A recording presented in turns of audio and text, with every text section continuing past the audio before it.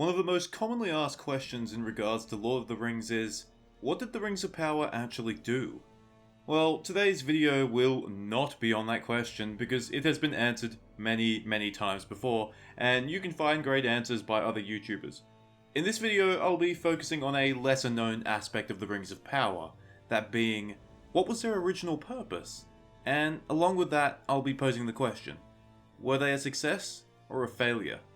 Now, before I continue, I want to point out that I'm speaking of the 7 and the 9 Rings of Power mostly. It's hard to argue the effectiveness of the One Ring and the 3 Elven Rings, and I'd say they were pretty successful. If you watched my recent War in Middle-earth video on the War of the Elves and Sauron, you'll know that one of the major catalysts for that war was the Rings of Power. The retrieval of the Rings of Power was one of Sauron's main objectives in that war, one that he mostly achieved, retrieving the 7 and the 9. But the interesting thing is that the 7 and the 9 are terms that were defined by later events. There was, in fact, no difference between these rings, and this brings us to the original purpose of the Rings of Power. We've all heard or read the poem, 3 rings for the Elven Kings under the sky, 7 for the Dwarf Lords in their halls of stone, 9 for mortal men doomed to die, 1 for the Dark Lord on his dark throne. The details of this poem were not Sauron's original intentions with the Rings of Power. In fact, the 16 Rings of Power that were originally created, the 7 and the 9, were all intended for the elves.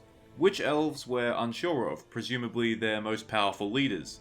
Through the power of the One Ring, Sauron was meant to dominate the minds or wills of these elven bearers, and eventually bring them under his command.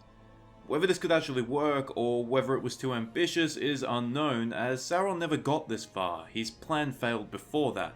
Whether through Celebrimbor crafting the 3, or an inherent flaw in the other Rings of Power, the elves became aware of Sauron's plans for them. That is partly why Sauron declared war on the elves. He was repossessing the Rings of Power because he no longer required or wanted them to be in elven possession. So in fact, the 7 going to the dwarves and the 9 going to men was actually Sauron's plan B. This led to some interesting results because, as I stated, these rings were meant for elves, so their side effects were different on the other mortal races. But these interesting results were still rather mixed, and were far from fulfilling Sauron's grand ambitions of dominating entire peoples with a single artifact. Dwarves, famous for their hardiness, mostly resisted the side effects of the Rings of Power. It didn't fundamentally change them or turn them to evil. The one negative was that the rings allowed them to amass large hoards of treasure, which in turn increased their greediness and desire to dig, too greedily and too deeply sometimes. And although this greediness did lead to some evil, Sauron had still failed to bring the dwarves under his dominion. This failure actually led to him trying to retrieve the 7 from the dwarves, of which he was also only partially successful.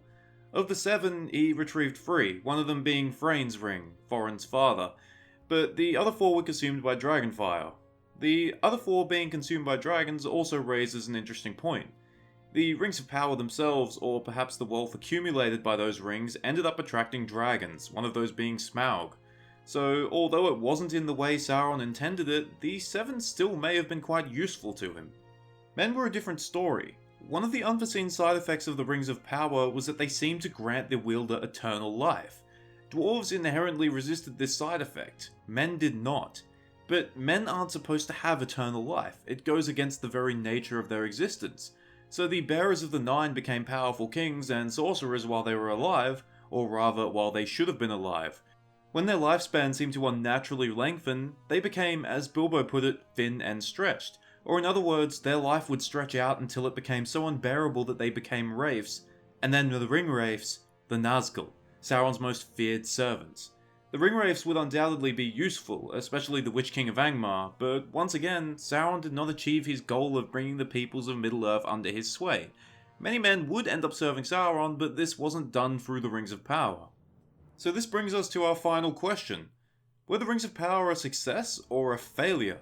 We can briefly bring the 1 and the 3 back into discussion here. The 3 were disastrous for Sauron, allowing the elves to extend their time in Middle-earth and slow the fading of their realms.